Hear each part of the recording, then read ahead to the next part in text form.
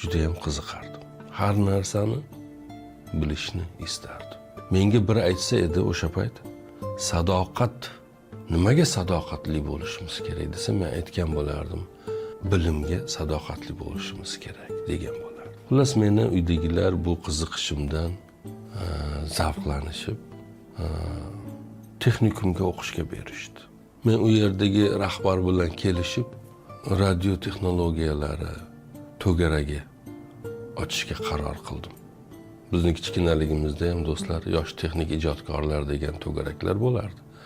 Men u to'garakda ishtirok etardim. Gohida raketa yasardik, gohida samolyot, gohida har xil varraklar, gohida ishoning suvda suzadigan motorli kemalar. Bu 90-yillarni aytyapman. Qishlog'imizda ham juda ko'p radio bor edi. U radioni masalan men otxonadagi radioni tuzatganimni eslayman.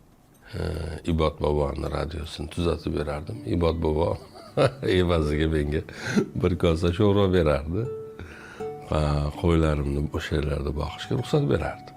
Endi bir esga tushib qoldi. Aytdim-da.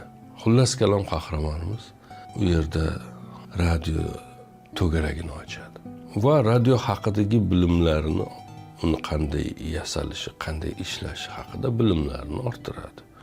Va eslaydiki, o'sha paytlarda bitta radio juda qimmat turardi.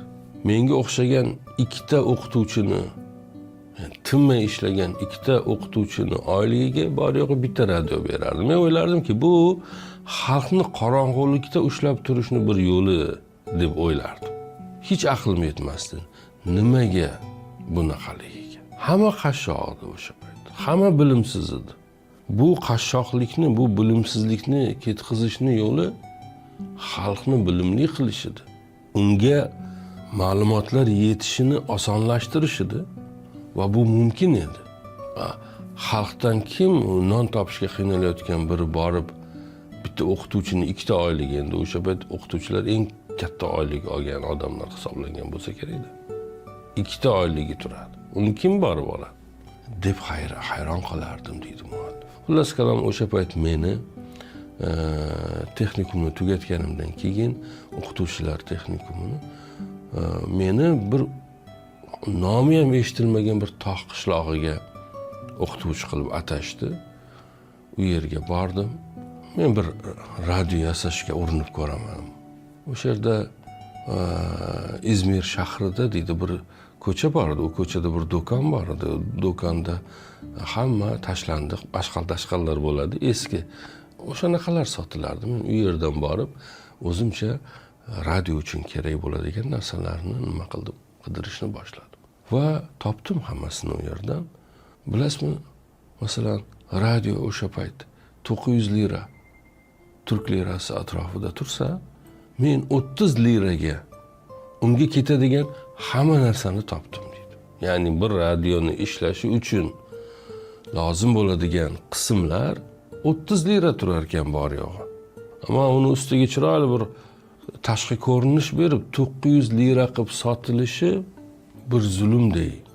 Xalqni bilimdan, ilmdan, irfondan uzoq ushlab turishga atay bir urinishday tuyuldi. Hayron qoldim. Bundan kim manfaatdor bo'lishi mumkin?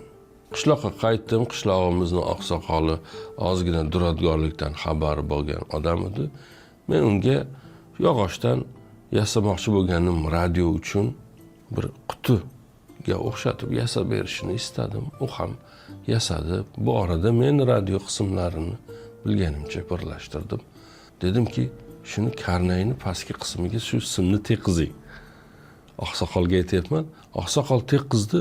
Teqizishi bilan radioni ovozi eshitilishni boshladi. Kimdir gapiryapti, keyin ashula aytishni boshladi. Boyagi odam uchun bu bir mo'jizaday bo'ldi. Tasavvur qilishingiz uchun aytaman. Mana bu simni ushlang dedi bir munkayib qolgan bir oqsoqolga va dediki, u dinamikni tubiga teqizing. Oqsoqol simni shuna teqizishi bilan quvnoq ovoz xonani to'ldirib yubordi, havoni to'ldirib qo'ydi. Go'yo bilmadim bir sehrli tayoq tekkanday. Ovoz u yerdan chiqayotgan ovoz. Qorong'ulikni parchalab tashlaganday. Endi oqsoqolam u yerdan radioni oldi, tashqariga otildi. Shu tog'larni yangratib baqirishni boshladi. Dediki, bizning o'qituvchimiz radioni ixtiro qildi dedi. Qishloqni choyxonasiga qarab yugurishni boshladi. Hamma uni ovozini eshitib, qishloqda ko'p odam yashamaydi. Hamma choyxonaga yig'ildi. Ko'zlarida hayrat, quvonch. 900 lira turadigan shumikin deb odamlar hayron. Hammani xabari bor radio degan narsa ixtiro qilinganidan, u ma'lumot berishidan, bilim berishidan hammani xabari bor. Hammani orzusi, ammo narxini ham biladi 900 liraligini, lekin hech kimda imkon yo'q edi. Va odamlar deyaptiki, shumi 900 lira turadigan? U odam o'qituvchi buni ixtiro qildi, o'qituvchimiz radioni ixtiro qildi deb baqirishni boshladi. Endi o'qituvchi ham qahramonimiz, yo buni boshqasi ixtiro qilgan, men shunchaki qayta yasab berdim deb ularni ogohlantirsa ham, yo ular bunga qaramaydi. Buni sen ixtiro qilding deyishdi. U yerdagi xalqni nazdida u Nadimbek o'qituvchi bilim va yorug'likni ramzi edi go'yoki. Avval oqsoqolga, keyin butun qishloq ahliga sekin-sekin radio yasab berishni boshladi. Oqsoqol ham unga yordam berardi. Ya'ni yog'och qutilar yasab berardi. Ovoz chiqishlari uchun yog'ochlarini teshib, yon tarafiga o'sha tugmalarini uchun joylarni hozirlab berardi. Odamlar radio eshitishni boshladi. O'qituvchi do'stim hech kimdan pul olmadi. Ammo qishloq ahli ham qarab turmadi. Ular ham minnatdorchiligini turli xil ikromlar bilan, kim qatiq, kim sut, kim tuxum, kim pishloq ko'tarib kelib izhor qildi. Radioga ega bo'lgan har bir kishining yuzida ta'riflab bo'lmas bir baxt bor edi. Bilim bilan aloqa, hammani bir huquqi bor edi endi. Men ham eshitishim mumkin, men ham bilishim mumkin. Go'yo bir yorug'lik bor edi. Hamma uchun gaplashadigan gap paydo bo'lgan.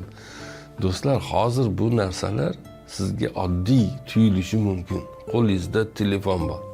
Har kuni yuzlab, minglab xabar oqadi u yerdan. Siz uni erinib o'tkazaverasiz, o'qimaysiz. To'g'ri ham qilasiz, chunki bo'lmag'ir xabarlar ham juda ko'p. U paytlar unaqa bo'lmagan. U paytlar bosilgan kitoblar ham sanoqli bo'lgan. Ro'znomalar ham sanoqli, jurnallar ham sanoqli. Uni ham xalqqa yetib kelish juda qiyin. Radioni ko'ryapsiz, ikkita o'qituvchini oylik. Uni oddiy odam qanday olsinki? O'shaning uchun har kuni kimnidir gapirib turishi, u qishloqda gapirilmaydigan gaplarni gapirishi, yangi tesha tegmagan gaplar deydi-ku, tesha tegmagan gaplarni aytishi odamlar uchun bir nurday edi. Endi afsuski, bu yorug'lik bu qadar oson tarqalishiga toqat qila olmaydigan bir tizim bor edi. Qishloq fuqarolaridan biri dalada ishlab yurgan paytda patrulda yurgan harbiylar, jandarma uni ko'rib nimaligini so'ragan. Bu radio boshqa janob, bu shunaqa. Bizni qishlog'imizda ko'p. Bunaqa radio ham bo'ladimi deyishgan. Kim aytgan, o'zimizni o'qituvchimiz ixtiro qildi degan odam hayajonda. Keyin ular noqonuniy radio yasagani uchun bizni o'qituvchimizni, qahramonimizni ushlashgan. Endi u paytlarda deydi, o'qituvchilarning xuddi deputatlarga o'xshagan daxlsizligi bor edi. Ana shu meni qutqarib qoldi dedi. Ularni o'sha politsiya bo'limlariga chaqirish mumkin emasdi deydi. Milliy ta'lim boshlig'i ulardan ifoda olgan ekan. Xohlasa keyin u prokuraturaga yuboradi, bo'lmasa yubormaydi. O'sha paytda deydi qahramonimiz, milliy ta'lim boshlig'i Ahmadbek degan muloyim, nazokatli bir insonni o'qituvchi menga bir uchrasin, qahramonimizni yoniga chaqiradi. Yoniga borganda uni olib keyin hokimning huzuriga chiqaradi va g'urur bilan